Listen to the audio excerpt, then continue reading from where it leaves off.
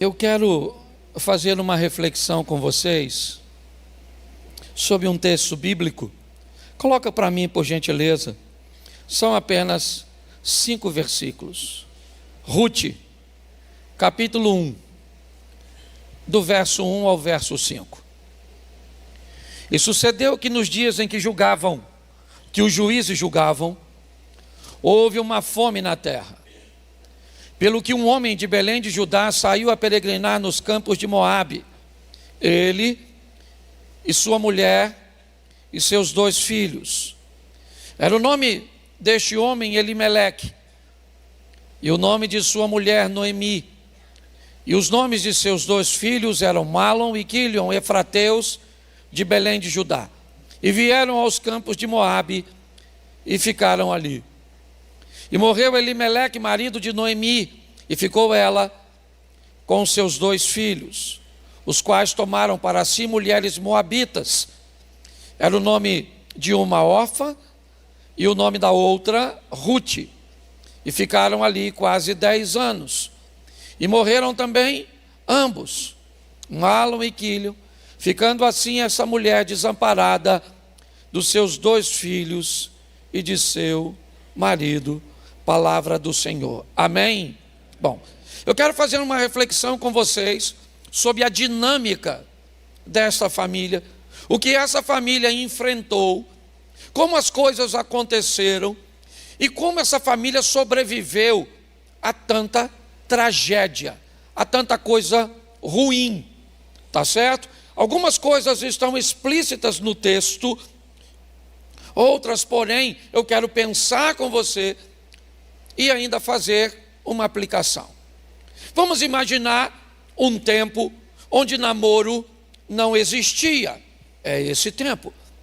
Vamos imaginar o tempo onde os pais tratavam o casamento de seus filhos.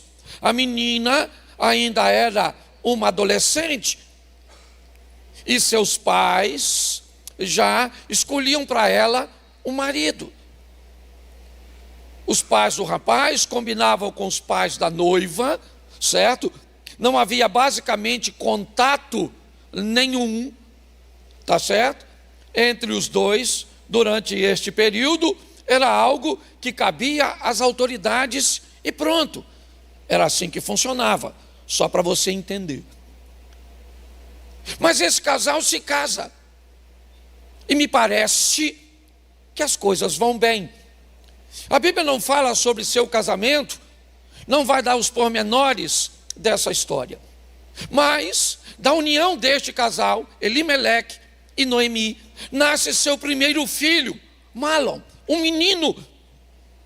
Algo extremamente esperado por um casal judeu, um homem, aquele que vai levar o nome de sua família adiante. Ter filhos homens era muito importante naquela cultura. Então me parece que eles são bem casados, é verdade. E agora tem seu menino, olha que coisa agradável.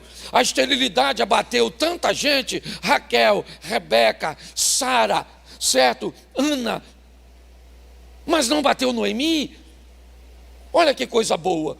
A família, que eram de 2, acaba recebendo a chegada de mais um, o primogênito, Malom. E se não bastasse, os céus vão agraciar novamente aquela família que continua crescendo. Agora nasce Quilion, o segundo filho de Elimeleque e Noemi. O que vemos aqui, provavelmente, alegria, satisfação, além do prazer e da intimidade sexual. Aquela é uma família em ascensão, em crescimento, vivendo seus momentos bons. É verdade, momentos áureos. Chegam Malom e Quilion e as coisas estão bem. Mas eu não sei se você reparou, o texto diz que a fome chega em Belém de Judá. Uma crise chegou para aquela família. Aquela família agora tem que conviver com a escassez de alimento. Está faltando comida. Ou seja, aquela família foi exposta à fome. Agora as coisas não tão fáceis. Chegou talvez nessa história a primeira crise que aquela família vai ter que conviver. Talvez poderíamos adaptar esta fome, não uma fome de alimento nos nossos tempos, mas uma fome de proximidade, de carinho, de afeto, de valorização a pessoas que estão perto. Hoje a opinião de quem está do outro lado do mundo, os likes que vão ser recebidos nas redes sociais, a opinião das pessoas a nosso respeito se tornou mais importante do que, na verdade, a opinião das pessoas que nos amam. Hoje conversar com pessoas, certo, estar próximos de pessoas que não têm nada a ver com a nossa vida, às vezes é mais lucrativa, é mais benéfica, enquanto mulheres estão famintas, enquanto filhos estão famintos da presença do pai, o marido está faminto da presença da esposa, da atenção, do carinho, do respeito, da intimidade. A mulher está com fome de valorização. Pessoas estão muitas vezes sentindo uma carga muito grande pela deficiência. Mas eu quero te mostrar o que é que o chefe dessa família é capaz de fazer quando a crise se estabelece. Elimeleque resolve desobedecer à lei de Moisés. Ele olha para sua casa, seus filhos estão morrendo, sua esposa está exposta ao perigo, à fome, então ele reúne o que tem e sai de Belém para peregrinar numa nação estrangeira. Ele vai para território moabita, porque lá tem comida, certo? Ele vai atrás de um lugar que tem comida, porque se o marido deixar a mulher com fome, a mulher vai atrás de comida. Se a mulher deixar o marido com fome, aqui eu não estou falando de alimento, de arroz e feijão, eu estou falando de carinho, de afeto, de respeito. Inevitavelmente, se seu filho tiver com fome e você não der comida para ele, ele vai para onde tiver comida. E aí você depois começa a descobrir onde ele está comendo, o que ele está pensando, como as coisas estão acontecendo nele. A verdade é essa. Para não morrer, as pessoas vão lutar por sua subsistência. Então, se uma mulher não é valorizada dentro de casa, se ela não é respeitada dentro de casa, isso não significa que ela é uma mulher sem vergonha, vadia, não é nada disso não. Às vezes, ela simplesmente está com fome e vai atrás de algo para alimentar. E talvez ao encontrar isso, o sentimento acaba mudando ao longo da situação, e aí um adultério, uma exposição e outras coisas vão acontecer. Elimeleque é alguém, onde é que tem comida? É no território moabita.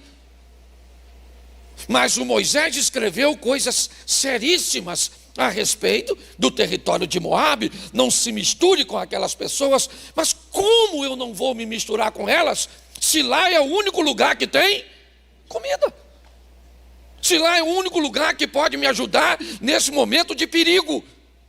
Olha só, nem sempre seu filho vai porque quer. Não, às vezes ele vai porque ele é órfão de pais vivos. A mulher é viúva de um marido vivo. Há uma necessidade e as pessoas acabam indo buscar. Elimeleque leva a sua família para território moabita. E lá ele vai encontrar o que ele está procurando. Na cabeça dele é um período de transição. Na cabeça dele é só até as coisas melhorarem em Belém. A hora que as coisas melhorarem em Belém, voltar a chover, a terra voltar a produzir, ele sai de Moabe e volta para Belém. Esse é o desejo e provavelmente a mente desse cara. Porque agora não é mais ele e a esposa. Chegaram Malom e Quilion. Mas o texto diz que ao chegarem em território moabita, um componente dessa família vai embora. Seu nome, Elimeleque. Elimeleque morre. Sai. Ele saiu do cenário. Pronto. Foi uma tragédia, foi. O líder, o pai, o protetor, certo? O provedor, o homem que tomava as decisões, morreu. Porque essas são as histórias das famílias. Ora, pessoas estão chegando, como chegou Mahlon e Quilion. Ora, pessoas estão saindo, como Elimeleque, porque a vida é desse jeito. A dinâmica da vida é assim. Momentos de alegria, de satisfação, mas momentos de dor, momentos de crise, de gente que está buscando resolver as coisas. Elimeleque morre. Agora, eles têm comida. Um problema foi resolvido. Eles não vão morrer de fome, mas eles perderam o seu pai.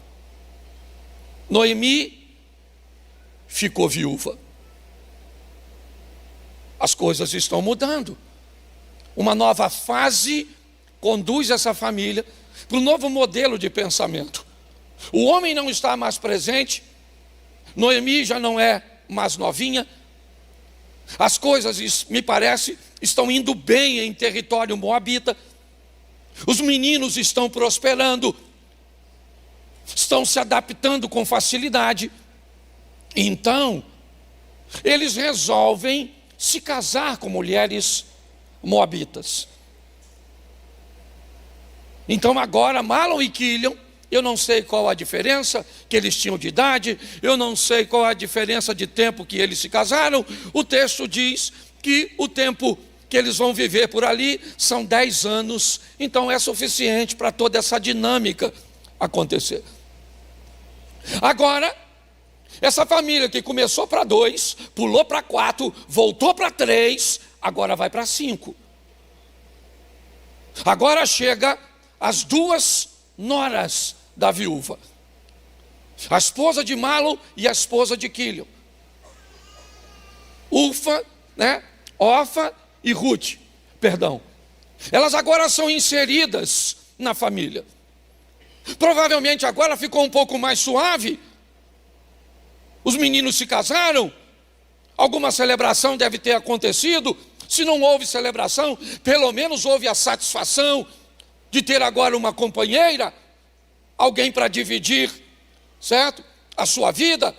Agora Noemi já deve estar um pouco mais suavizada também, com 2 meninas novas para ajudá-las nas tarefas domésticas e cuidar daqueles rapazes, e a vida vai andando.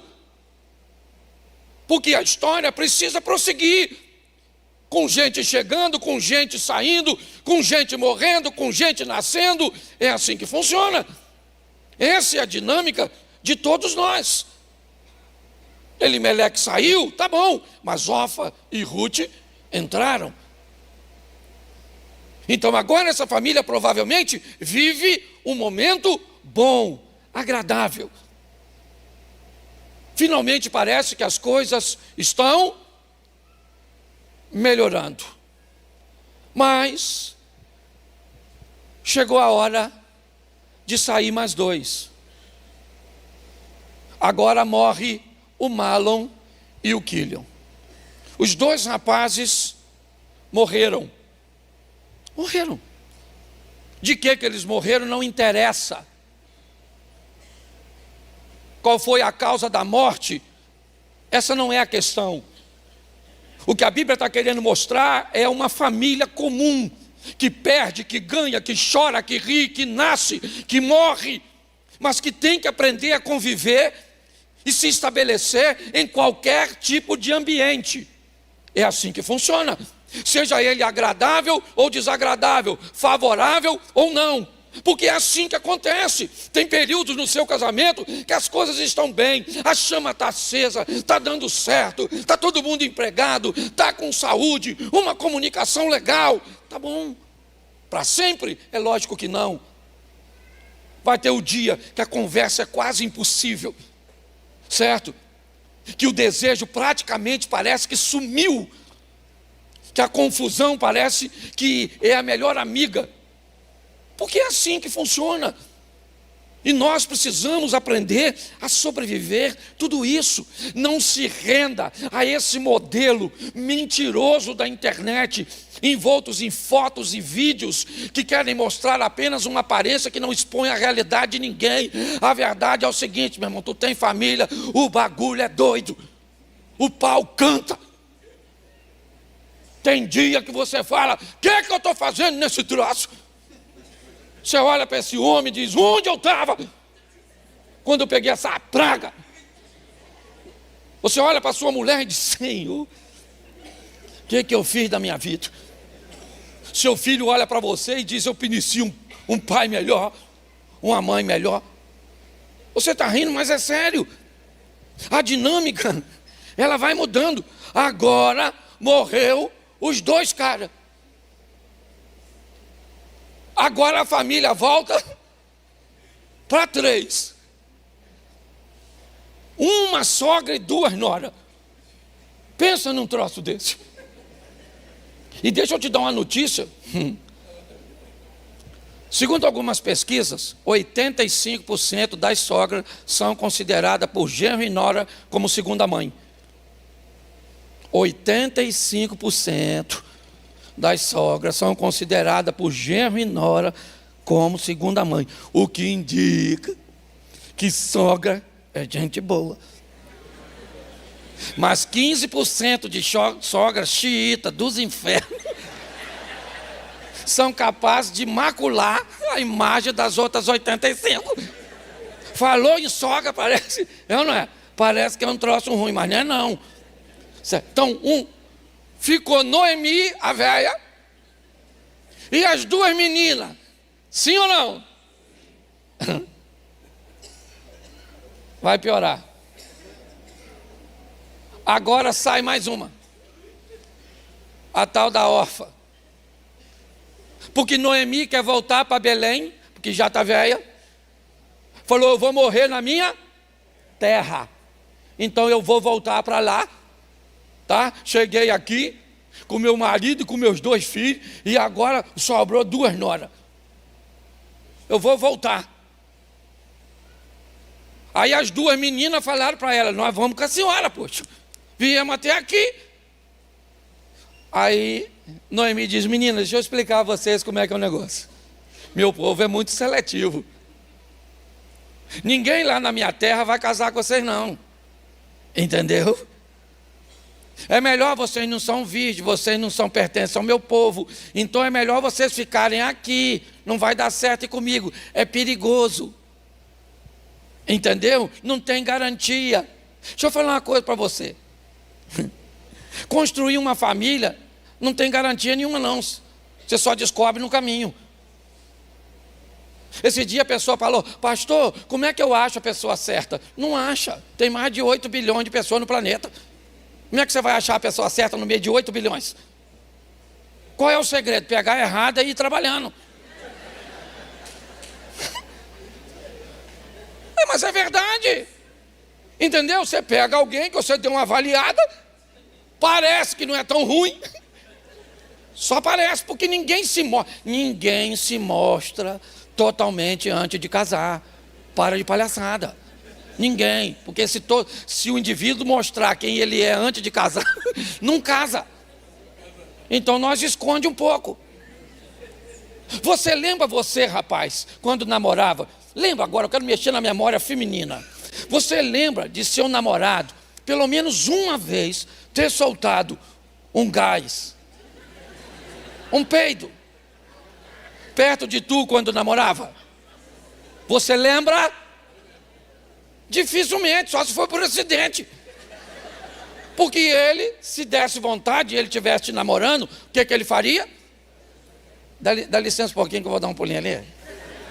Aí ele ia, fazia, sacudia, conferia e voltava. Já cumpri minha missão. Porque ninguém se mostra totalmente. Não tem disso. Então não tem pessoa certa. Não tem garantia. É essa a dinâmica. Chegando, saindo, sorrindo, chorando, perdendo, ganhando, certo? E nós temos que prosseguir. Noemi está explicando isso, meninas, não vão comigo, é perigoso. É isso que ela está dizendo, certo? É perigoso ir comigo. Vão, sejam felizes, casem com um moabita. Vai viver a vida de vocês. Noemi conversando com Ruth e com Orfa. Por quê? Porque essa família está para ir para a próxima fase. E agora ela vai descobrir algo que não tinha acontecido antes. O que é? Alguém que vai embora, mas não morreu. Alguém que desistiu, mas continua vivo.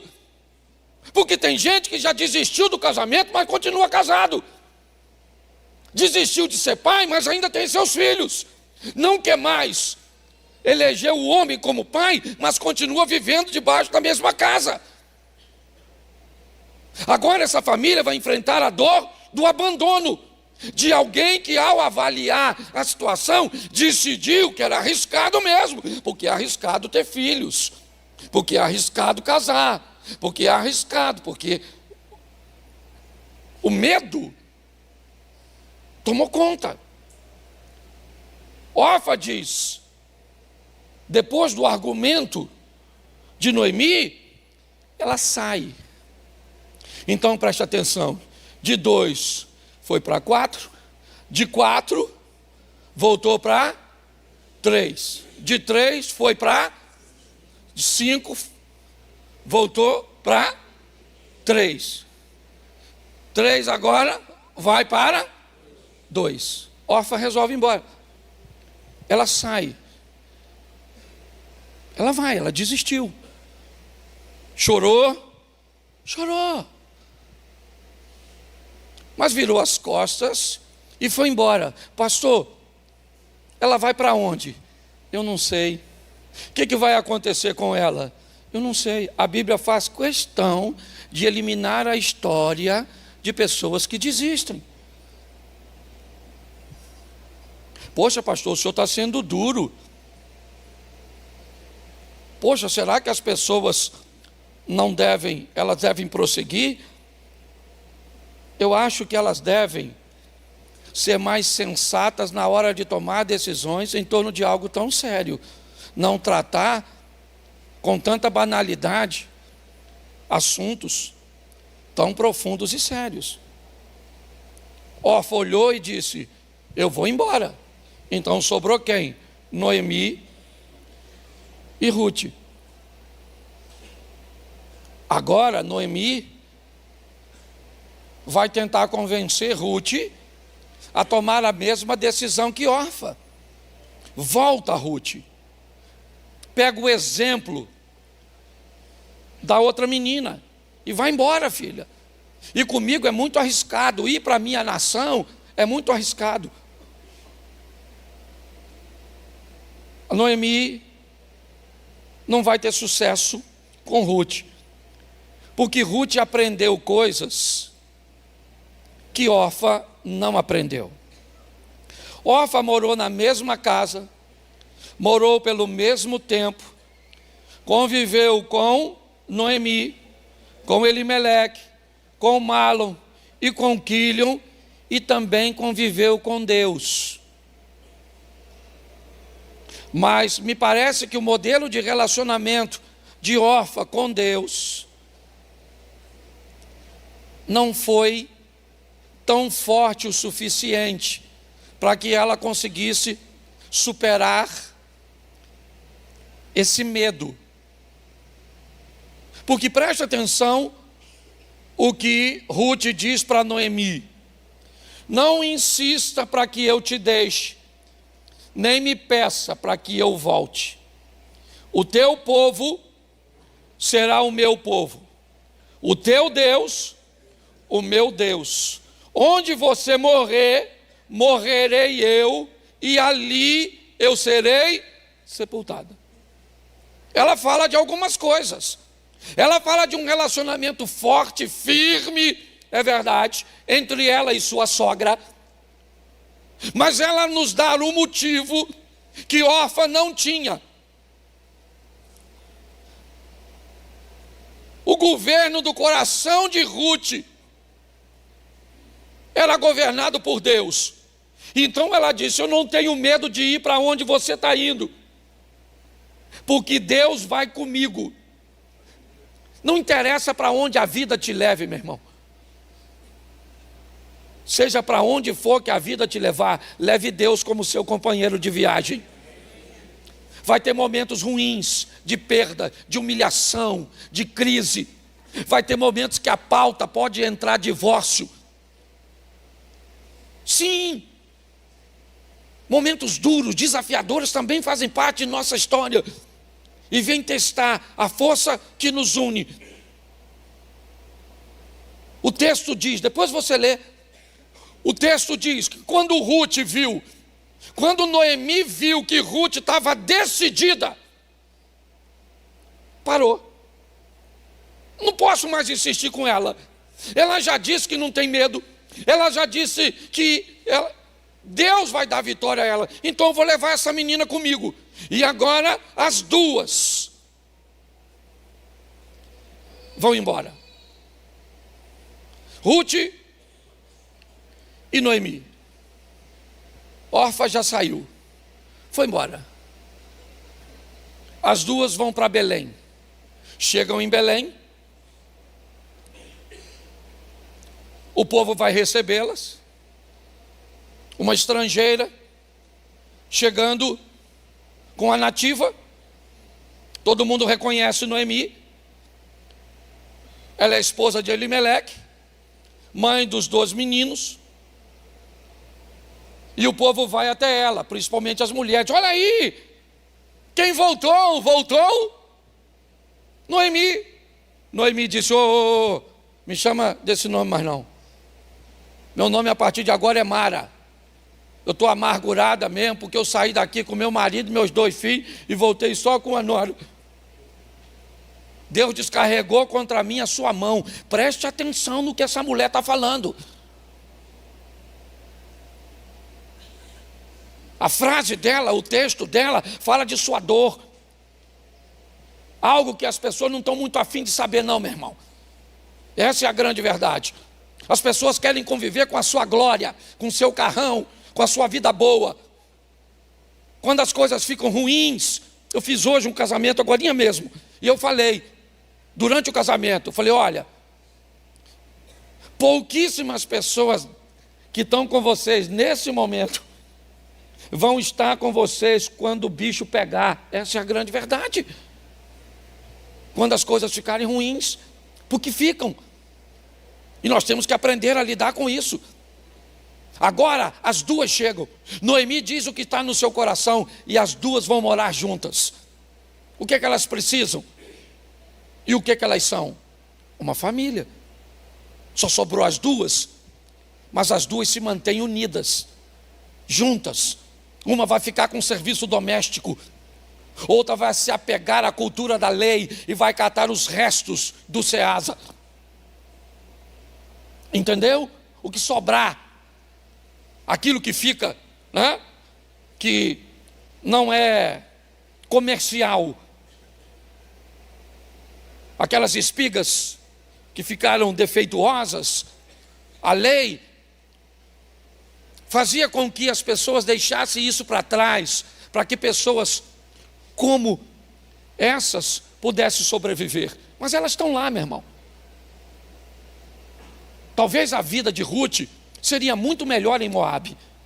Agora ela está lá com as unhas sujas de terra, catando entre, certo, as vielas, aquelas coisas que foram reprovadas. Em casa está sua sogra. É isso. O que elas estão? Elas estão começando do zero. Do zero. O que elas têm? Quase perspectiva nenhuma, mas não desistiram. Recomeçar do zero, às vezes, é importante zerar o game. Sabe qual é? Tentar pegar tudo aquilo que esse homem te disse, tudo isso que ele te fez, todo o apoio que ele ofereceu à mãe dele, toda a negligência, tudo aquilo que ele te feriu. Pegar aquilo que ela fez ou deixou de fazer, sabe, aquelas coisas, aquelas perturbações feitas pela pessoa ou por terceiros. Porque grandes problemas hoje que as famílias enfrentam, e principalmente os casais, às vezes não tem nem a ver com o casal, tem a ver com a interferência de outras pessoas. porque a família cresce. E aí é o fulano lá da ponta, que está desempregado, ou que não paga os outros, ou que se enrolou, que coloca seu dinheiro num joguinho. Às vezes acontece isso. Às vezes isso pode passar pela sua vida. Você não está imune a isso, não. Agora, precisa zerar. Tem hora que tem que parar, sabe? Senta aqui, filho. Fala para mim, o que é que eu te fiz ou deixei de fazer que te feriu tanto?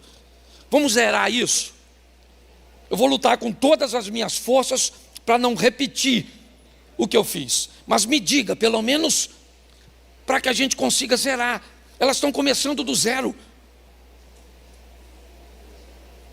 Parece que não é nada.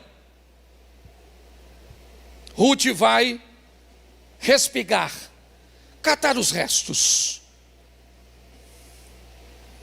Ela entra numa fazenda de um homem que ela não conhece, para ela é tudo novidade.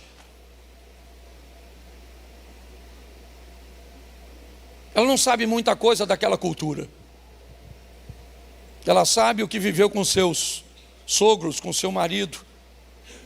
Mas agora, ela está trabalhando na terra de um homem que pode ser a esperança para que essa família não morra. Ela não sabe, mas ela foi exatamente para a terra de um homem chamado Boaz. Aí eu tenho que dizer a você, por mais absurdo que possa parecer, que para mim isso é uma providência divina. O Deus que ela diz servir está abrindo os caminhos para ela mesmo que ela não entenda. Ela vai trabalhar na terra desse cara, o nome dele Boaz. Certo? Um belo dia que ela está lá catando as espiguinhas, o Boaz veio para visitar a fazenda, para dar uma olhada. E tinha uma mulher catando os restos, viúva, catando os restinhos. E aí o cara que é dono da fazenda ficou de olho nela. E falou para um cara dele assim, falou, quem é aquela lá, ó? Aquela lá, ó. Legalzinha ela, hein? Ó, o cara é o latifundiário, o dono da parada. O cara falou, aquela é a Rutinha. Ela veio com a Noemi, uma moabita viuvaça. O cara falou, maneira ela, hein? Ela veio, né, com a... Mas por que ela veio? Não, ela veio porque ela não abandonou, ela é uma menina decente, uma mulher cheia de qualidade, olha só. O cara falou, maneira essa dona, hein? Aí esperou ela chegar na hora do lanche, que fazia nos intervalos da colheita. Falou, fique aqui, Rutinha. Muito prazer.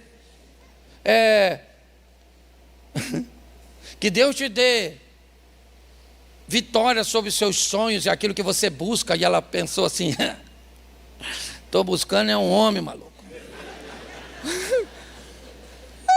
Não era isso que ela estava buscando? Sim ou não? Sim. Um cara para tirar a vergonha dela.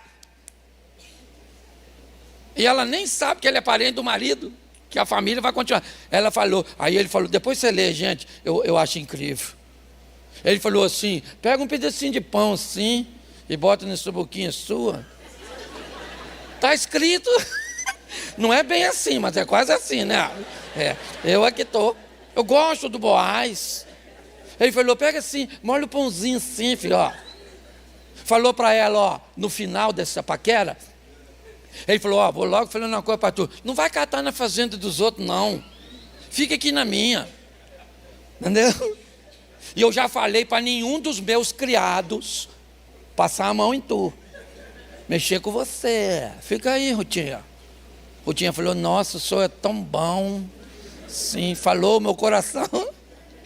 Boaz é melhor que Adão, porque outra declaração ruim, Adão, né, quando viu Eva. Osso do meu osso, carne da minha carne. Parece troço de açougueiro, não parece? Gente, eu morro de rir lendo a Bíblia. Aí, olha a fofoca. Depois você lê, que a fofoca é boa. Aí, o Boaz falou para os empregados dele: olha, rapaziada, vocês vão catando as coisas, mas de vez em quando vocês olham para trás. Quando vocês olhar que atrás de vocês vem Rutinha, deixa umas espigas maneiras para ela, que Rutinha merece. Só para Rutinha, para as outras não, a bagunçada não. Essa aqui é legalzinha. Tinha outra mulher catando, sim ou não? Mas todas elas se deram bem? Então, aquelas que temem a Deus arrumam um homem, e as outras ficam na pista. Ou fica na eira. Tá certo? Aí, um dia, para a gente cortar, Ruth chegou em casa, mas chegou com uma cesta básica, daquela com azeite de galo, certo? Aquela com queijo. Pensa naquela, estou só adaptando, tá bom? Aquela cesta básica. Quando ela chegou com aquela cestona, a véia, a macaca véia, a Noemi, porque elas faziam parceria.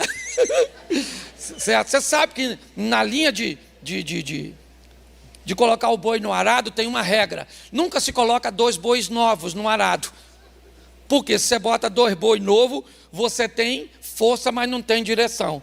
Você não pode botar 2 bois velhos no arado, porque você tem direção, mas não tem força. Então o que você faz no arado? Bota um boi velho e um boi novo.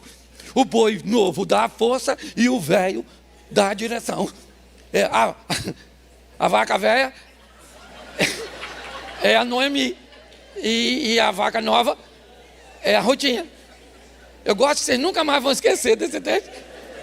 Se alguém perguntar, acabar o culto, o pastor pregou o quê? Vaca nova, vaca velha? Se você contar isso para sua sogra, vai achar que você está xingando ela. Mas olha aqui, isso é sensacional, gente. Olha só, uma mulher em casa, levando experiência. Porque muitas vezes nós alternamos. Em algumas situações, alguém vai ter mais experiência do que o outro. Às vezes é sua mulher que vai ter uma experiência, uma expertise para resolver um assunto extraordinário, que você nem consegue enxergar. Às vezes é seu marido.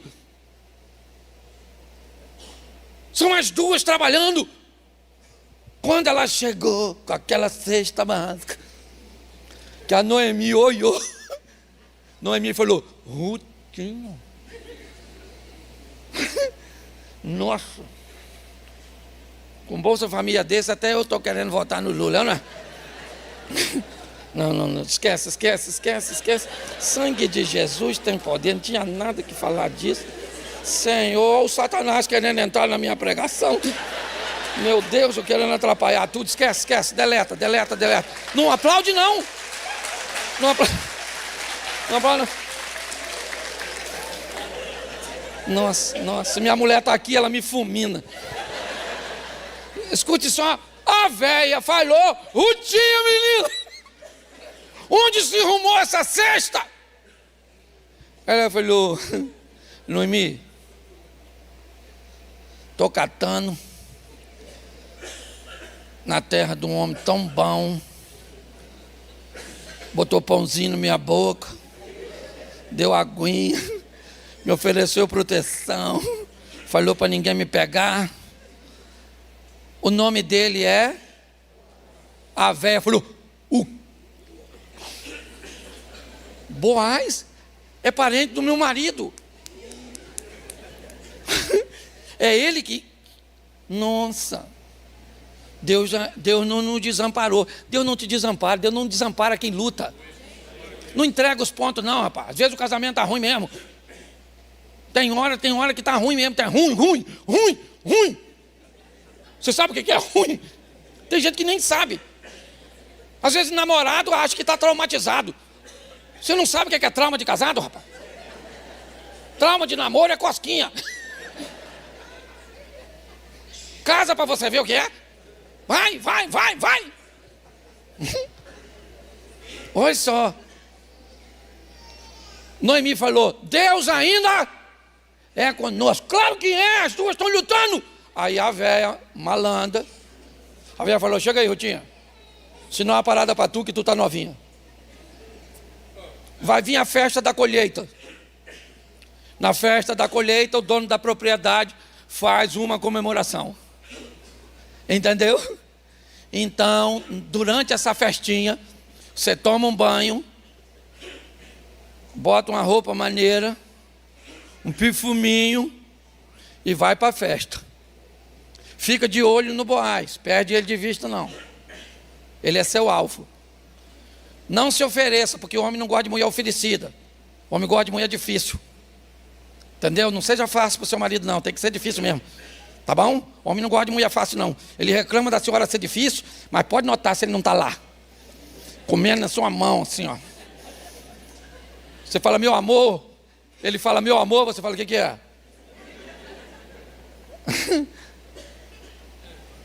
Agora, olha só.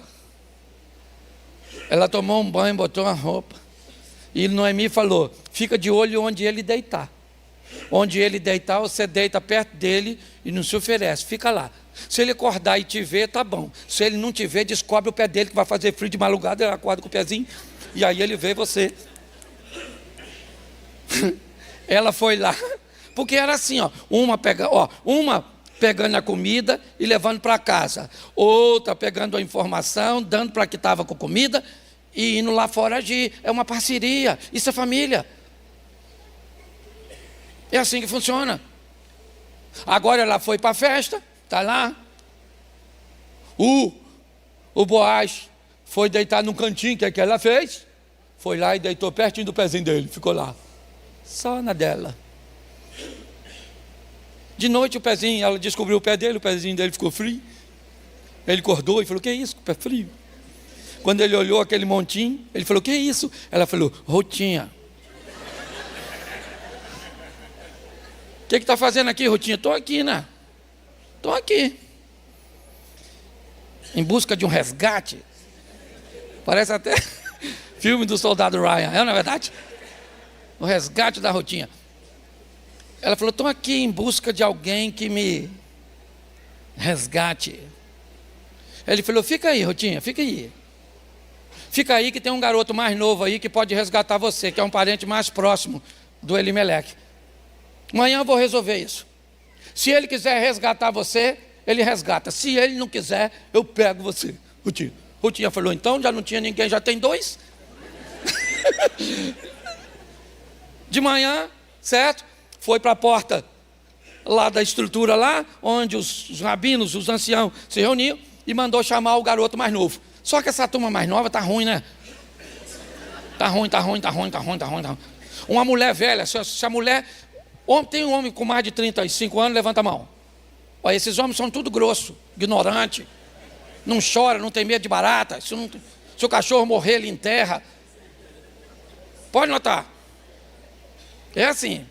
Se a senhora falar para um homem desse mais velho, eu te amo, sabe o que ele fala? Obrigado. Obrigado, você faz muito bem me amar, porque eu sou um cara amável, realmente. Agora fala para um menino novo desse, casa com um garoto assim de 23 anos e diz para ele, eu te amo. Diz.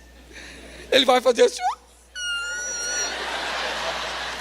Que lindo, que lindo, que lindo, que lindo, que lindo. Nossa, não estou falando que garoto novo não é macho não, não é isso não.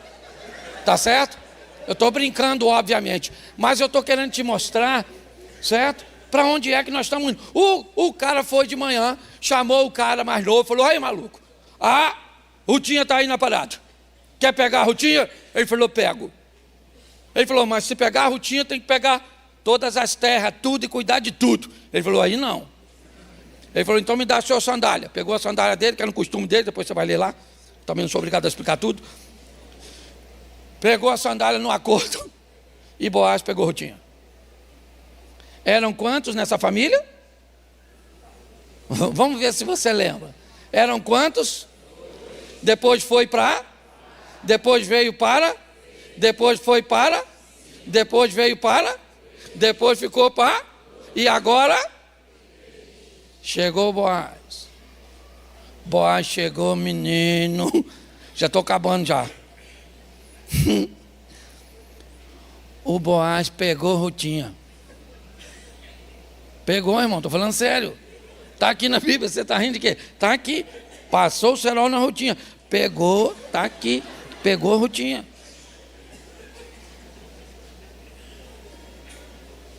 Rutinha engravidou. Olha o negócio melhorando. Tinha quantos agora? Não, ainda não nasceu o menino não, pelo amor de Deus. Isso aqui não é bebê reborn não. Não, isso aqui tem gestação, certo? Tem quantos agora? 3. Aí Rutinha fica grávida, sim ou não? E agora tem. E quem é o quarto? Como é que é o nome do garoto? Sabe? Fala assim, Obed. Isso. O Obed nasceu. Você sabia que o Obed que nasceu é pai do Jessé? Você sabia que Jessé é pai do Davi? Você está entendendo onde Deus escreveu o nome de uma família que não desiste? Eu não sei onde seu filho está hoje. Eu sei onde ele pode estar amanhã. Isso eu sei. Certo? Eu não sei onde seu casamento está hoje. O que você está vivendo. A dificuldade que você está enfrentando. Família é feita de casamentos, é verdade, de filhos, de mortes, de nascimentos, de desistência, de perseverança, de abandonos. É isso. Isso não é a história da sua não, meu irmão. É a história de todas. Mas quando você pega 2 mulheres na genealogia do Cristo, dá para botar aqui, por favor, Mateus 1, verso 5, eu acho que é isso. Mateus 1, verso 5. Presta atenção. E Salmão gerou de a... Quem é essa mulher aqui?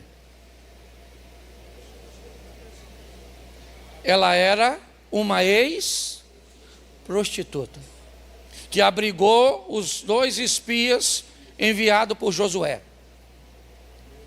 Ela era uma moradora de Jericó, prostituta, que resolveu construir uma família e mudar de... Essa mulher, que conseguiu se casar com esse cara, que é um cara extraordinário, que aceitou se casar com alguém que tinha um passado ruim, mas um futuro sensacional, gerou um cara. Que cara é esse? Como é que era o nome do cara que se casou com Ruth? E como é que é o filho dos 2?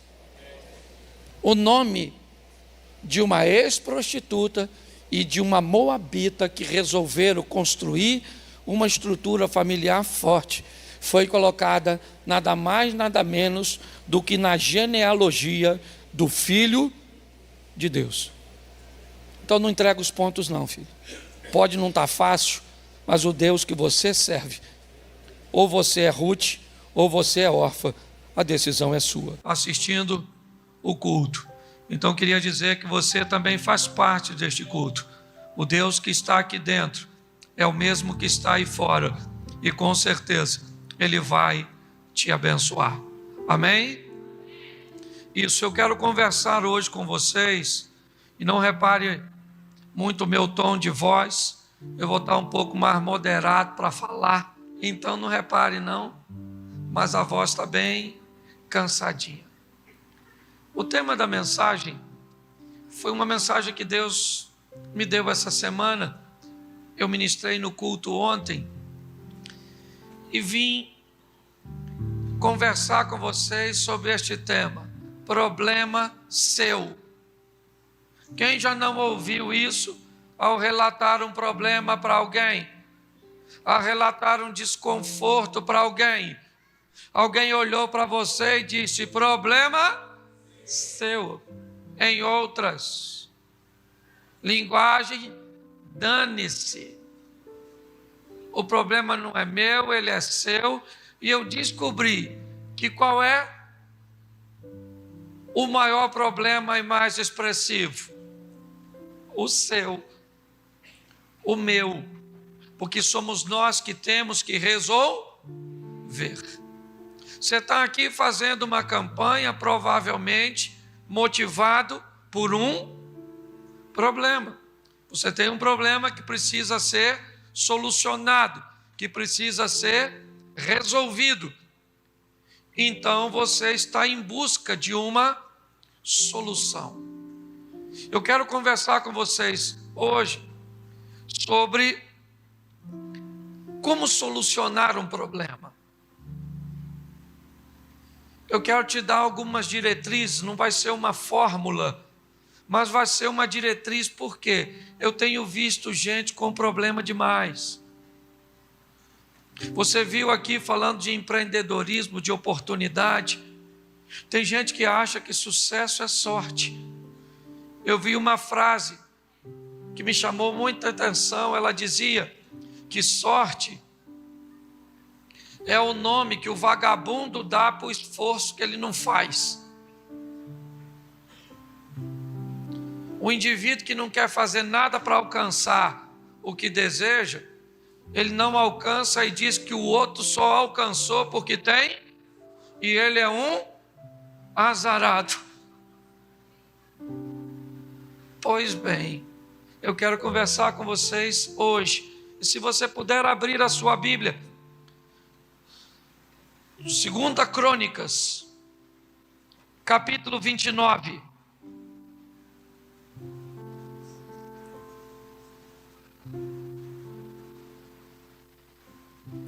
Segunda Crônicas, capítulo 29, verso 8. A minha tradução diz assim: por causa disso, a ira do Senhor se estabeleceu sobre Judá e Jerusalém. Ele nos fez objeto de terror, de pasmo e de zombaria, como vocês podem ver com os próprios olhos. Pois os nossos antepassados caíram à espada, e por isso os nossos filhos, filhas e esposas foram levadas cativos. Eu queria que você fechasse os seus olhos mais uma vez. Pai, continua falando conosco. Usa-me como um canal de bênção nesta hora, pelo poder do nome de Jesus. Você pode dizer amém? Isso. Nós estamos aqui com Ezequias enfrentando um problema. Ele disse: Judá e Jerusalém, ou seja, seu reino. Quem está falando aqui é o rei. O rei está dizendo sobre um reino que está em suas mãos. Ele diz: Judá e Jerusalém estão sendo assoladas por nações estrangeiras. Se tornaram objetos de pasmo, de assombro, de dor. Nossos pais morreram à espada. Nossos filhos, filhas e esposas são levadas em cativeiro. Ezequias define aqui um problema que ele tem. Ele expõe aqui o que é que está acontecendo. Ele tem um problema para resolver. Se ele é maior ou menor que o seu, isso não vem ao caso. O que problema não interessa se é maior ou é menor. Ele é seu, precisa ser resolvido por você. Se alguém dissesse para você hoje: eu estou com câncer e você precisa pagar 100 mil reais, qual dos dois problemas é maior para você? O câncer do outro ou os 100 mil que tu tem que pagar? Os 100 mil. Por quê? O câncer é problema seu. Se hoje você precisa de um lar restaurado e quem está do seu lado precisa ver um filho livre das drogas, qual é o maior problema para você? A restauração do seu Porque o filho drogado é problema seu. O maior problema é sempre o nosso, porque somos nós que vamos ter que equacionar. Então deixa entendermos o que é problema, porque já que aqui cada um tem o seu, o que é um problema? Problema é tudo aquilo que te traz desconforto, dano, prejuízo, dor, humilhação. Tudo aquilo que te traz algum nível de prejuízo, de humilhação, de dor, isso é considerado um problema. Tira seu sono, tira o seu apetite, tira a sua paz. Ele está te trazendo dano. Isso é problema. Não interessa se ele é dinheiro, se ele está na sua família, se ele está no seu corpo físico, se ele está na sua mente, no seu espírito. Não interessa. Se te traz desconforto, dor, humilhação, se te traz dano ou prejuízo, isso é um problema. Levando isso para a família, nós temos um agravante. O problema de um nem sempre é notório para todas as partes envolvidas. É muito comum, às vezes, uma mulher pedir ajuda e dizer: pastor, eu queria que o senhor me ajudasse no meu casamento, ele está ruim. E eu digo para ela: traga seu marido. E ela traz o marido, e ele me diz assim: pastor, está tudo legal, não tem problema? Aí ela olha e diz: tem sim. E ele diz: não tem, pastor, essa mulher é doida. Por que ele diz que não tem? Porque para ele talvez não tenha dano, prejuízo, dor, humilhação, desconforto. Isso é algo que apenas uma das partes está, mas não é porque você não sente que não há problema. E escute só, quando o problema está fora da sua família, você pode dizer problema, mas quando o problema está na sua família, o problema é nosso. Pastor, mas quando não tem problema nenhum, é o homem que vê fantasma. Pois é, quando não tem problema nenhum e ainda assim alguém sente que tem um problema, você tem um problema. Mas ele não existe. Pois é, mas tem alguém dessa família que pensa que existe.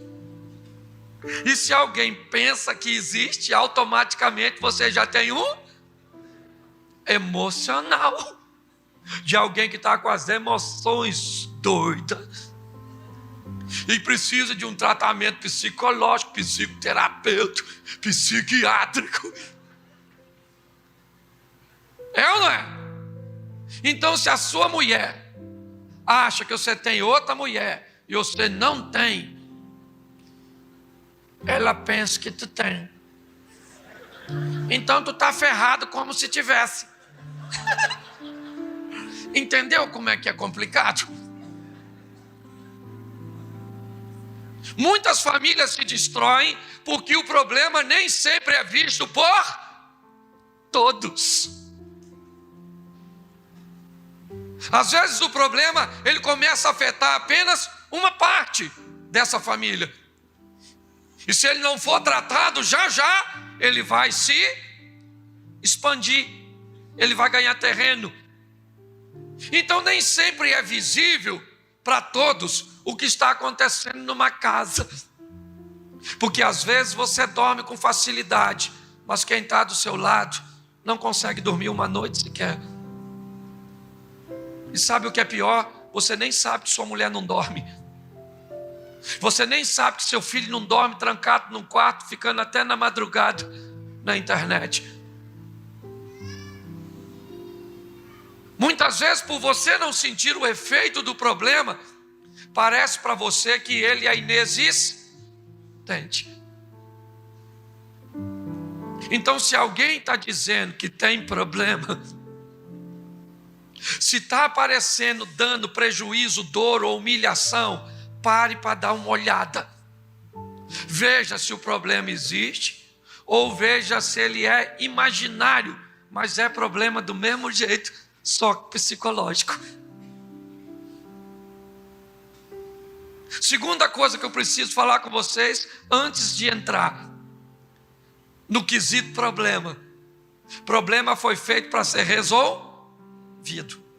Se você tem, não brinca com ele, ou então ele vai destruir você. Só que preste atenção, o casal, por exemplo, quer resolver um problema. Eu tenho descoberto que tem uma coisa pior que o problema em si: a metodologia que a família usa para resolver. Ela é pior. Você quer ver?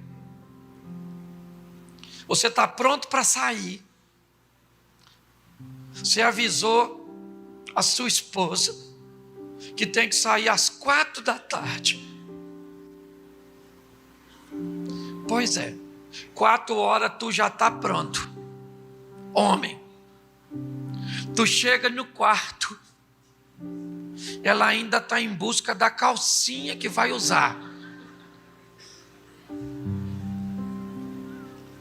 O que você deveria dizer? Querida, está precisando de alguma coisa? Nós já estamos na hora. Posso te ajudar a procurar algo que de repente você não achou? Seria uma boa maneira de resolver o problema da mulher não estar pronta. Alguns maridos olham para a esposa e dizem assim: já está pronta?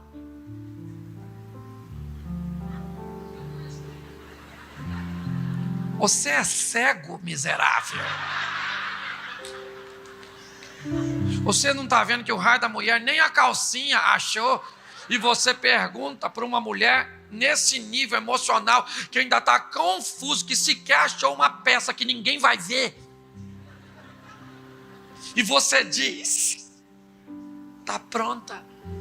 Sabe o que você vai ouvir dela? Não vou mais. Agora eu não vou. Vai sozinho. Aí o que você diz?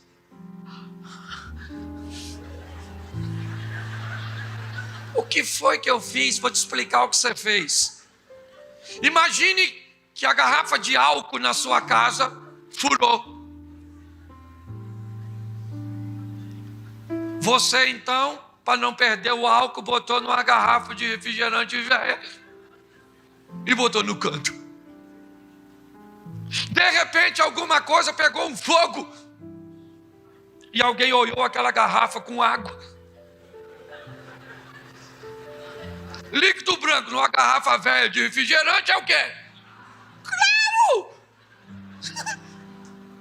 A pessoa está querendo apagar o... Vem aqui. Graças a Deus que essa água está aqui. Quando ele joga, o que causa? Uma explosão.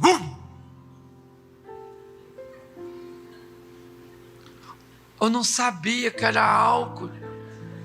Quem botou álcool numa garrafa de... O Satanás coloca.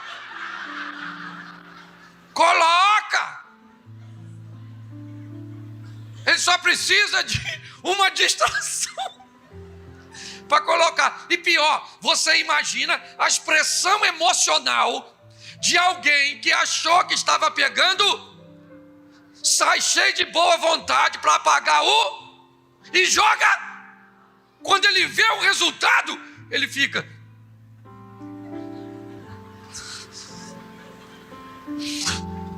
Ô meu amor, vão. Gente, para que eu falei? Estava pronto, eu vi que não estava. Agora explodiu o álcool. Sabe qual é? O grande problema das famílias hoje não são os problemas, mas são os métodos que as pessoas usam para resolvê-lo. O método de solução é muito pior que o problema. assim de gente que viu um problema no filho e vai tentar resolver, sai de lá pior e confuso. Queria ter apagado o fogo. Agora esse menino nem quer falar mais comigo. Me ajuda, Jesus. Jesus fala: cheira antes de jogar.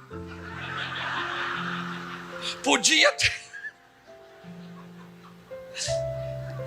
Descubra se o que você está tentando fazer realmente é o correto para resolver a situação. Pastor, está parecendo mensagem de autoajuda. Tem nada a ver com isso. Eu estou te dando informação. Já vou entrar no texto, que eu vou seguir direitinho aqui para você entender. Segundo tipo de gente que quer resolver problema é aquele que joga água no fogo. Esse está certo, amém? Amém? Sim, dependendo de onde jogue. Quando um bombeiro vai apagar um incêndio, ele joga água nas chamas ou na base do fogo? Onde? Porque a chama é apenas resultado daquilo que já se queima. Se ele molha a base, ele molha os possíveis materiais que podem se transformar em combustível. Tem gente que tenta resolver o incêndio jogando água nas chamas. E quando você joga água na chama, imediatamente o fogo tende a diminuir e você tem a sensação de que apagou. Mas lá por baixo, e você termina de resolver, você fala: resolvi, paguei, pronto. Uma semana depois, tu está lá tranquilo na tua casa, conversando com a sua mulher. Quem é que acontece? O fogo. Você fala: eu paguei esse miserável, paguei. Vou jogar de novo. Água onde? Nas chamas de novo. Um mês depois, outro assunto que não tem nada a ver com aquele. Eu falei: gente, que fogo ruim de apagar. Já joguei água nele. Joga de novo. Quanta gente aqui já não pediu perdão 10 vezes pelo erro que cometeu para a esposa? E ela falou: perdoei, meu amor. E basta uma confusãozinha. Aquilo que você fez comigo me machuca. Querida, eu já paguei isso, apaguei 5 vezes, não apagou, porque ainda dói aqui dentro de minha arte, assim, ó. É só eu olhar para você que...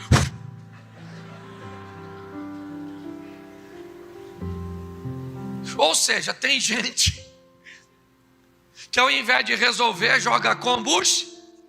Tem gente que vai apagar com a coisa certa, jogando no lugar errado. E aí volta e meia, quem é que está lá? O tal do problema que você tinha pensado que ele tinha acabado. Então eu quero te ajudar, te dando algumas informaçõezinhas. Se você quer resolver. Quem aqui gostaria de resolver seus problemas? Levanta a mão. Isso.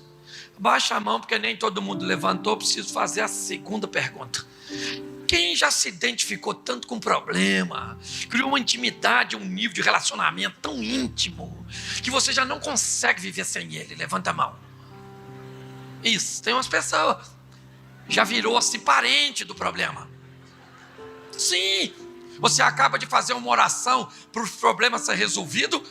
Quando a pessoa, você fala: problema, sai agora da vida dessa pessoa.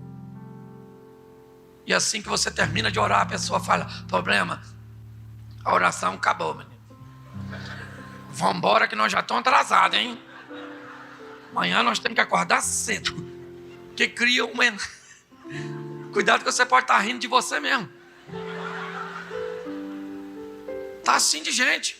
jogando combustível no seu problema, tentando apagar de forma incorreta. Então, deixa eu te dizer como é que resolve o problema, porque está tudo aqui no capítulo 29 de 2 Crônicas, depois você pode conferir. Versículo 3. No primeiro mês do seu reinado, no primeiro ano, ele reabriu as portas da casa do... Isso. Ele fez isso quando? No primeiro mês. No primeiro mês e do primeiro ano. Em algumas traduções assim. Os primeiros dias do primeiro mês, do primeiro ano do reinado de Ezequias, ele abriu as portas da casa do Senhor e as reparou. Deixa eu falar uma coisa para você. Você quer resolver problema com facilidade? Sim ou não? Resolva no começo, assim que ele chega. Tudo é mais fácil quando você encara logo de início, seja o que for. Se você obedecer os sinais que o problema te envia antes de chegar, porque o problema não chega assim, avassalador. Ele te avisa, umas tonturas. Nossa, estou tonto. Nossa, estou com as dor. O que é isso? Nada. Nada. A nada dá tontura. Eu acho que nada não dava, era nada. Nada dá pontada. Quando você vê o que acontece, fartou. Meu Deus, por que o Senhor deixou? Deus falou, avisei. Lembra da... Você falou que não era? Isso se você escapar. Porque a Bíblia diz que Deus tem prazer na morte da gente, tu ainda vai dar mole? Tá de bobeira, otário, é ou não é verdade? Se Deus quer levar a gente, você ainda vai... Escute só. Quanto mais rápido você entrar em ação para resolver o problema, no primeiro mês, do primeiro ano, nos primeiros dias, Ezequias entra em ação. Mas a primeira coisa que um problema te dá é a sensação de sua presença. Você começa a senti-lo. Ok? Eu estou sentindo. Como é que eu sinto que eu tenho um problema financeiro? Esse mês não deu para pagar todas as coisas. Eu não consegui pagar 100% do cartão. Eu só consegui pagar a metade da fatura. Esse é um sinal que me parece ter algum problema na minha área financeira. Quando meus compromissos não conseguem ser cumpridos, isso é um sinal de que eu tenho que tomar uma providência no que diz respeito à minha situação financeira. São sinais. Os sinais indicam que sua saúde não está boa. Os sinais indicam que você já não tem mais diálogo com seu marido. Seus encontros amorosos são espaços muito extensos.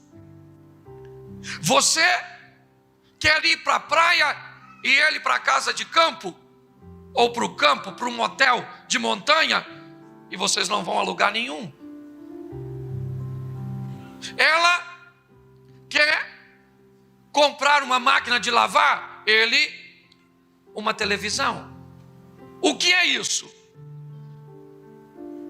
Isso são sinais que indicam que o seu relacionamento conjugal, você teria dinheiro para ir à praia, você teria dinheiro para ir ao hotel de campo, você teria dinheiro para comprar a máquina, não ao mesmo tempo que a TV, mas o que acontece? Não há cumplicidade. não há companheirismo, não há conexão. O que é isso?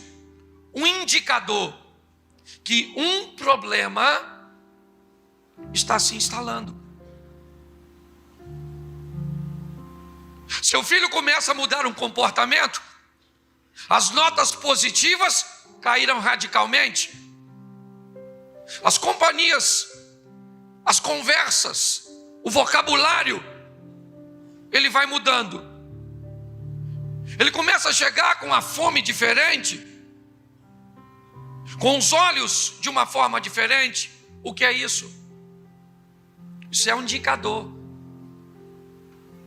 que diz que você está possivelmente com um problema com seu filho. Observe bem. Você vai receber sinais de que um problema está chegando. Dificilmente ele vai chegar da noite para o dia. Eu ainda não encontrei uma mulher que levantou de manhã, depois de um belo casamento, e diz: eu quero o divórcio. Ele me procura e me diz: pastor, o meu casamento acabou hoje. A mulher dele me diz: pastor, o nosso casamento está acabando já faz 5 anos. Sinais negligenciados. Pessoas que não querem ver o que está acontecendo, não quer fazer uma leitura, obtém uma defesa de ego que faz você pensar que é capaz de resolver o problema a hora que quiser.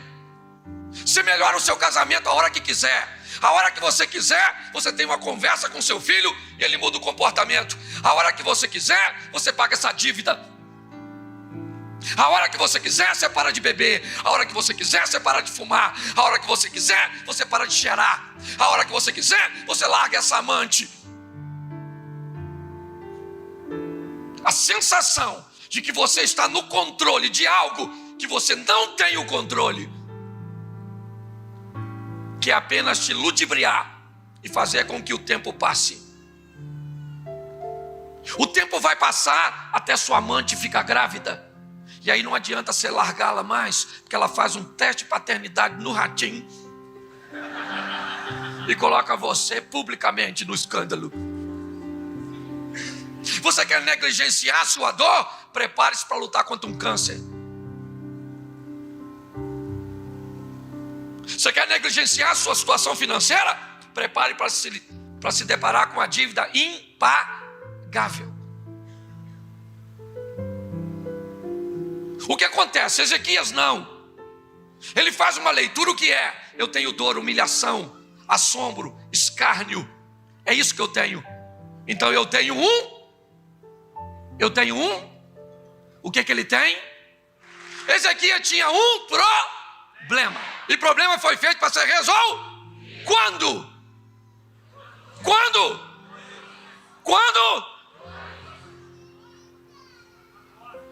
Você vem num culto de campanha e diz assim: amanhã eu vou resolver.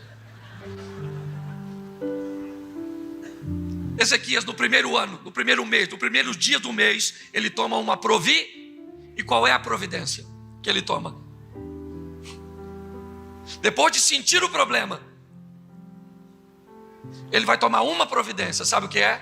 Descobrir onde ele está. Descubra onde o seu problema está. Onde ele está? Pastor, ele está na minha vida conjugal. Eu não tenho problema com meus parentes. Eu não tenho problema com meus filhos. Eu não tenho problema com dinheiro. Eu não tenho problema de saúde. Eu não tenho. O meu problema é Já descobriu onde ele está? Pastor, minha vida conjugal é fantástica. Eu estou com um problema emocional. Eu estou estressado. Estou com síndrome de pânico. Tá bom. É isso.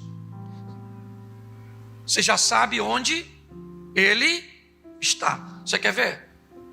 Se você começa a sentir umas dores nessa região, assim, umas dor que anda, dor fitness, uma dor que caminha. Ela dói assim, perto de você, assim. Aí vem, faz um bolo assim. Aí você vai no médico. E você só sabe que tem alguma coisa acontecendo porque você tem uma dor. A dor já te indica que há sofrimento. Se há sofrimento, há um problema. Aí você vai no médico. O médico diz assim: querido, dói onde? Aí você diz: olha, dói nessa região. É aqui que dói. Você já sabe onde o problema está? Sim ou não? Ele está nessa região? Você já sabe o que é? Você já sabe o que é? Não. O médico vai fazer e vai te dizer se o problema é gordura no fígado. Você está com problema no pâncreas. Você está com problema renal. Preste atenção. Sinta o problema. Descubra onde ele está. E agora o identifico. Eu estou com um problema financeiro? Estou. Eu já sei que é finanças. Eu estou endividado, não deu para pagar tudo. Então tá bom. Eu já sei que é minha área financeira. Mas qual é o problema? O problema é que eu gasto mais do que eu ganho. Quando você tem um problema financeiro, é a indicação que sua receita é menor do que suas despesas. Então, para você consertar isso, você só tem duas chances. Ou você aumenta a sua receita, ou você corta suas despesas. Mas qual é o problema disso? É que assumir que você vai precisar tratar pode ser mais doloroso que conviver com o problema. Você quer ver? Você está endividado, seu filho estuda num colégio particular. Qual é a primeira providência que você deve tomar? Tirar o seu filho do colégio e botar em Mas aí o que é que você pensa?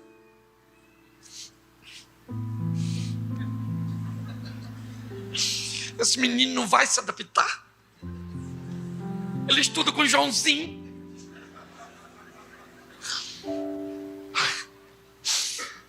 Querido, deixa eu falar uma coisa para você.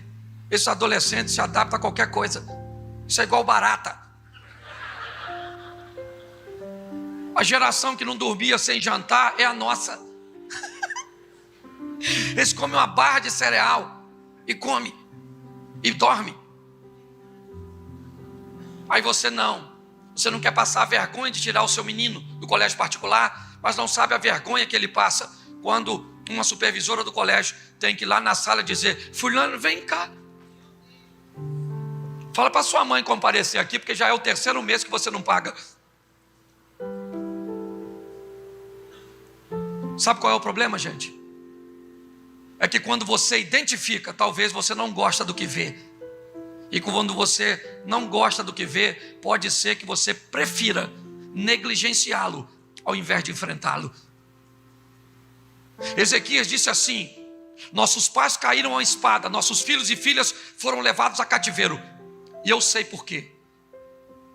Onde o problema está?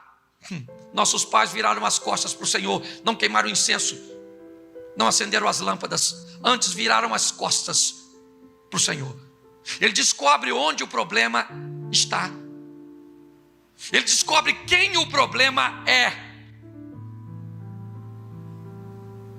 Talvez o problema financeiro que você tem seja a falta de juízo e de equilíbrio, ou talvez uma compulsão. O perfil do endividado é esse: compra o que não precisa para pagar com dinheiro que não tem, para mostrar para quem não gosta. Você quer saber se você é compulsivo? Assiste Polishop. E se você sentir que quer comprar tudo aquilo, que aquela esteira que caminha transforma aquela mulher naquela Janjona, naquela Olívia Palito, tu tá doente. Junto com aquele troço que faz exercício, tem um livro que fala: para de comer, miserável. Sim. Pare e pense. O que é? Chama a família. O que é? Querido, estourou. Estourou. Nós estamos com o aluguel atrasado, o cartão não pagamos tudo, entramos no cheque especial. Então a partir de hoje não tem mais Coca-Cola, é que suco.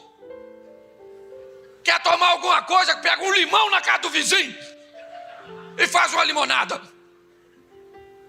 Carne.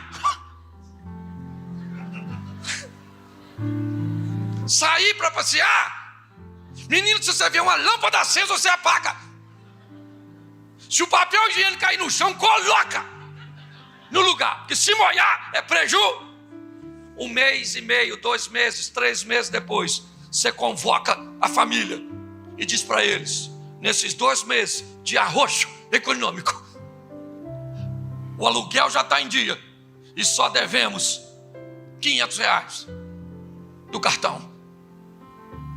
2 meses depois, pagamos o cartão e pagamos quase tudo. Quando uma família descobre que juntas consegue resolver problema, não haverá problema que ela não seja capaz de resolver.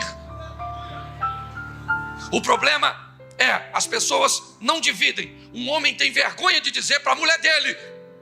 Eu já vi homens que perderam o emprego, ficaram apáticos, evasivos em casa, mas saíam todo dia para a mulher pensar que ele estava trabalhando. Com o comportamento dele, ela achou que ele estava traindo ela, o seguiu e o viu sentado na praça e disse: meu amor, o que foi? Ele começou a chorar. Ele disse para ela: faz 15 dias que eu perdi o emprego e eu não tenho coragem de falar com você nem com os nossos filhos. Se você não tem coragem de dividir as coisas com as pessoas mais importantes, se você compartilhar talvez 4, 5, 6 meses depois, talvez que seja 1 ano, seu casamento que estava acabado pode ser restaurado. Sua saúde que estava destruída porque foi tratada. O problema é que quando as pessoas veem, às vezes elas não gostam do que veem e fingem. Porque depois que você identifica onde ele está, onde?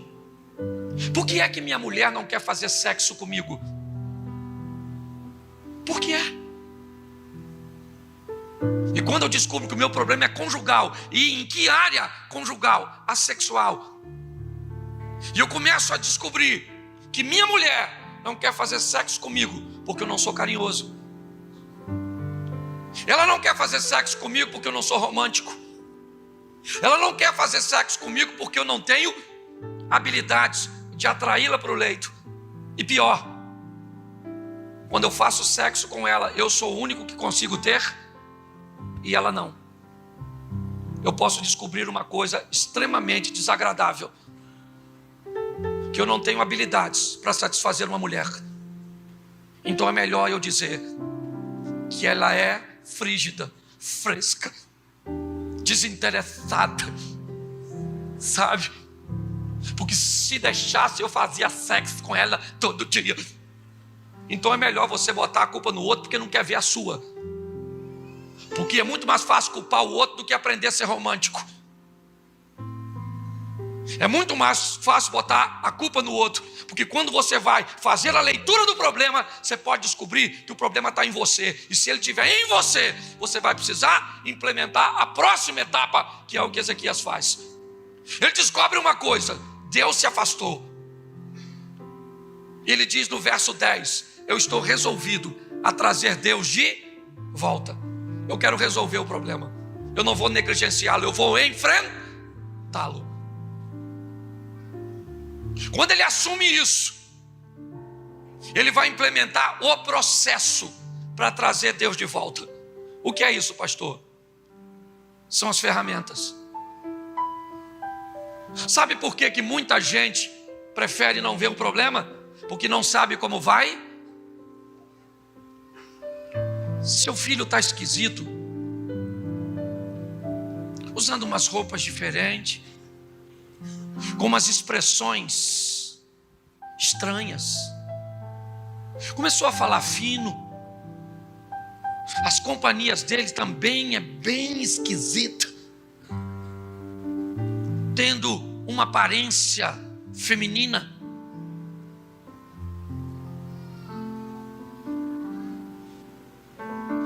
Eu estou vendo coisa, gente. Esse menino é macho. Macho.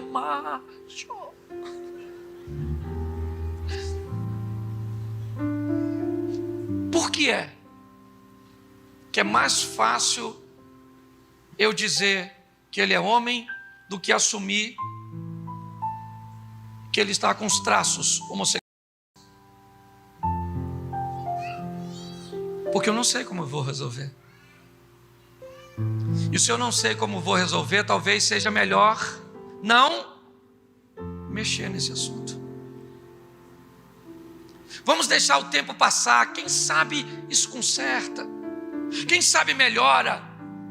Quem sabe não é apenas uma fase. Deixe o problema se instaurar. Deixe ele se estabelecer. Deixe ele se erradicar. Deixe. Finja que não está acontecendo nada no seu casamento. Finja que não está acontecendo nada com sua saúde. Finja que não está acontecendo nada com as suas emoções. Finja que não acontece nada com seus filhos. Que não está acontecendo nada com seus pais. Finja. Vai ser mais fácil para você? Vai. Mas espere. Espere, porque essa história não termina não. Vai ter um dia que você vai chamar seu filho, ele vai dizer: eu sou.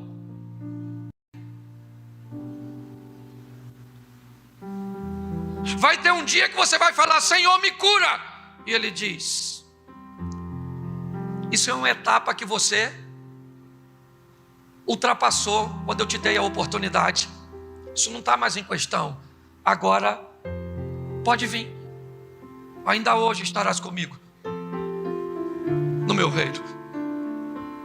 Sabe quando você vai descobrir que o seu casamento vai melhorar sem você encarar? Quando o Ricardo, já ouviu falar desse cara? Ricardo. Quando esse cara carinhoso, prazeroso, atencioso, pegar sua mulher, pastor, eu amo, pastor, eu não vivo sem ela, pastor, faz alguma coisa. Aí eu chamo a desnaturada. Aqui, querido, um homem bom desse, quando eu falei isso, nunca mais eu falo isso. Uma vez eu fiz a besteira. Sabe o que a mulher falou? Pega pro senhor. Eu falei: mas ele não é tão bom assim. Não.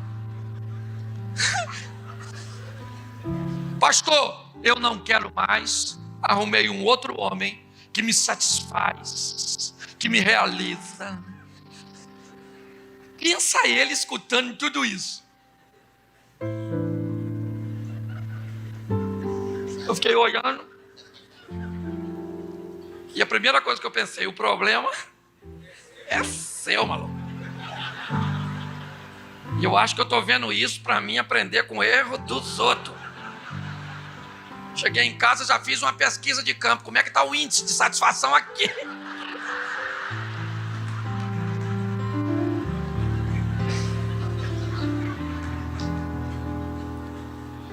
Se você negligenciar o problema, seja onde for,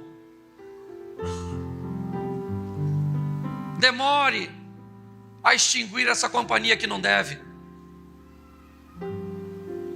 e morra numa emboscada que era para matar uma outra pessoa e nem você, mas você acabou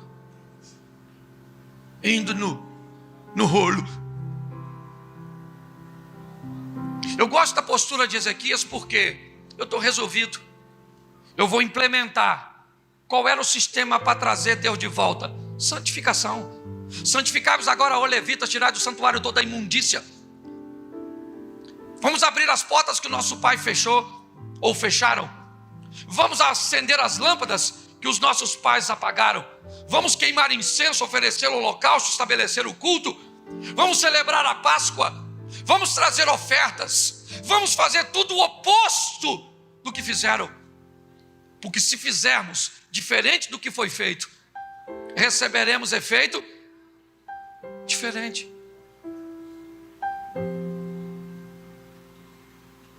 Só que agora vem a implementação. Eu acho isso legal. Eu conheço a estrutura aqui de Monte Oreb. Eu vou falar uma coisa para você. Você está com problema de casamento? Você viu que teve aqui um anúncio de evento para casais? Sim? Erras por não conhecer as escrituras. Você conhece pouco a Bíblia? Você viu anunciando um estudo? A aula inicial da abertura do seminário? Sabe o que é mais engraçado? Deus coloca diante de nós os lugares onde podemos adquirir as ferramentas para solucionarmos as coisas cujas quais não temos conhecimento. E sabe o que fazemos com a oportunidade que Deus nos dá? A implementação do processo, porque é isso que Ezequias fez. Eu sinto o problema, e se eu sinto, automaticamente eu já começo a resolvê-lo. Depois de sentir e começar a solução, qual é o primeiro processo nesse sistema? Descobrir onde ele está. Já sei onde ele está, mas ainda não sei o que é. Localizo o que é. Depois que eu localizei o que é, isso pode me dar duas opções: enfrento ou negligencio. Resolvi negligenciar, então faça a vista grossa e você vai ver onde é que você vai parar.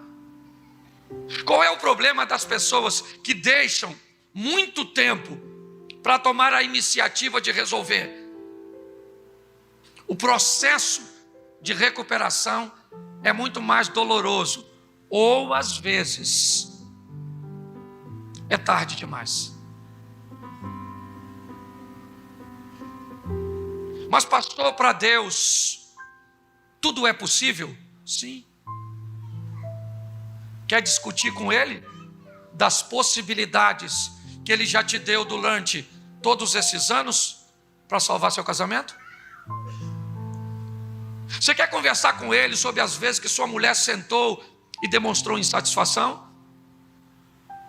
Você quer sentar e conversar com Ele das vezes que Ele te tornou sensível para observar a mudança de um comportamento que você fingiu que não estava vendo? É isso? Você vai querer me convencer que na sua caminhada Deus em nenhum momento procurou uma maneira de te alertar, de te ferramentar, de te oferecer recursos para você resolver? Me perdoe, mas eu conheço o Deus que sirvo e sei que Ele não faz isso. Ele é bom. Mas quando a sua mulher reclamou, você achou que ela via fantasmas. E mesmo se visse, você deveria saber que ela está com problemas emocionais, algum nível de insegurança, e por isso ver coisas que não estão acontecendo. E você precisa fazer com que sua autoimagem, sua autoestima, sua segurança retorne. Mas você não quis. É isso. Sabe o pior de tudo isso que eu estou falando para vocês? É que grande parte de vocês, eu não vou dizer de mim não, porque eu aprendi muito a enfrentar as coisas. Aprendi a enfrentar os problemas quando? Hoje eu levanto, tem muita coisa para resolver. Resolve. Não posso resolver, querido, pega meu carro aqui, vai lá, pega um ônibus, pega um Uber, faz isso, resolve aquilo. Final da tarde eu tive 5 pessoas envolvidas no meu processo de solução. Porque o que eu não resolvo hoje, querido, ele acumula com o de amanhã. E o pior de tudo, quando sua vida tiver uma desgraça, Quando você vier procurar ajuda e nós perguntarmos, querido, onde é que está ruim? Você diz, tudo. Porque um abismo chama outro abismo. É uma reação em cadeia. Brinca com um problema financeiro, ele interfere no seu humor, mexe com sua vida sexual, desequilibra seu casamento, interfere no comportamento de seus filhos. Você desanima na fé. Quando você vai fazer uma avaliação, diz pastor, eu não sei nem por onde começar. Por quê? Porque se tivesse, querido, realmente esse nódulo seu é um câncer. E aí, doutor, dá para fazer uma quimioterapia, uma radioterapia? Vamos ganhar tempo para fazer uma cirurgia e remover? Não dá mais tempo. Agora já se espalhou pelo seu corpo inteiro. Você vai sair daqui hoje com essa palavra no seu coração. O problema é seu. E se ele é seu, é você que tem que resolver. Quando? Identificando quem ele, ou onde ele, quem ele é. Vou negligenciá-lo ou vou em frente? Vou buscar ferramentas para fazê-lo. Vou implementar o processo de solução. Termino aqui.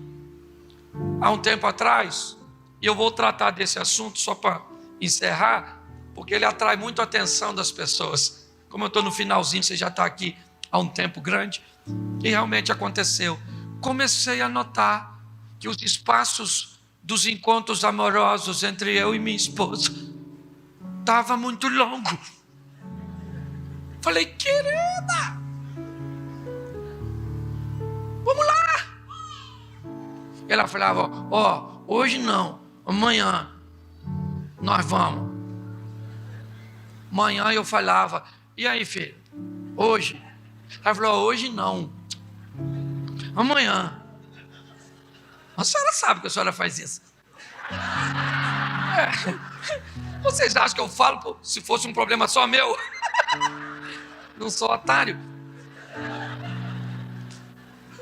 E sabe o mais engraçado? É que a gente tem cara de pau, irmão. Ela fala que é amanhã e amanhã nós estamos lá. Aí ela fala, não é hoje não, é amanhã. Aí amanhã nós estamos lá. Uma hora vai, é isso aí. Uma hora vai.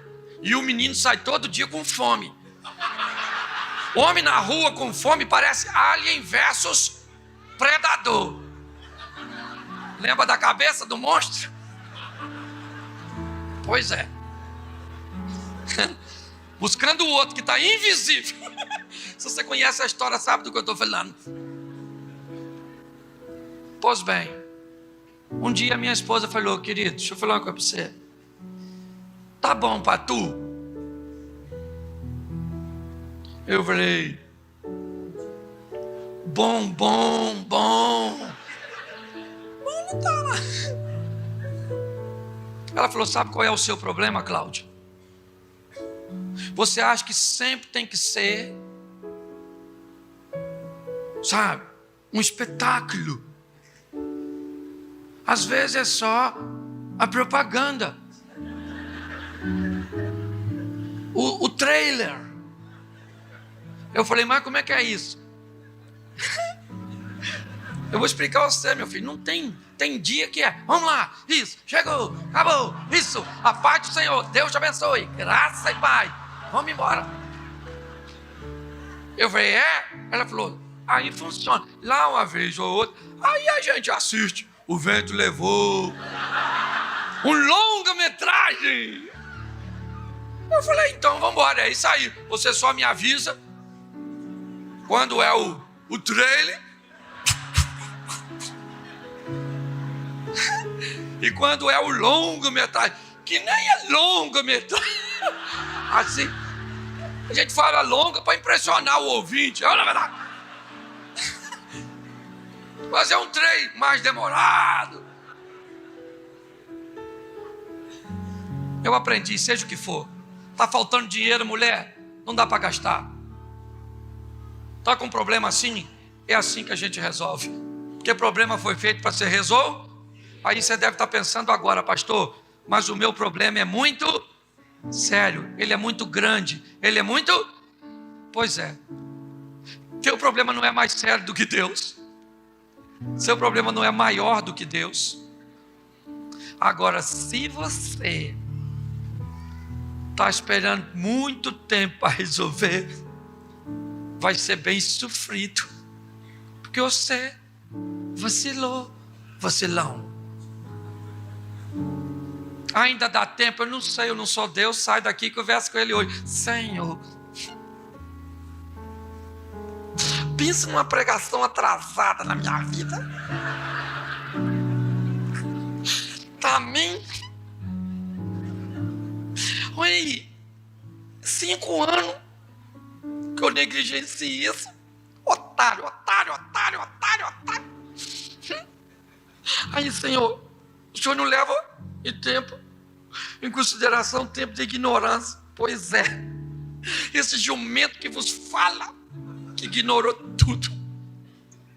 Essa mulher está certa de não me querer. O Ricardo é melhor que eu, assumo. Mas me dá essa mulher aí, poxa. Mata o Ricardo. Destruidor de lá. A mulher nem é dele, é minha.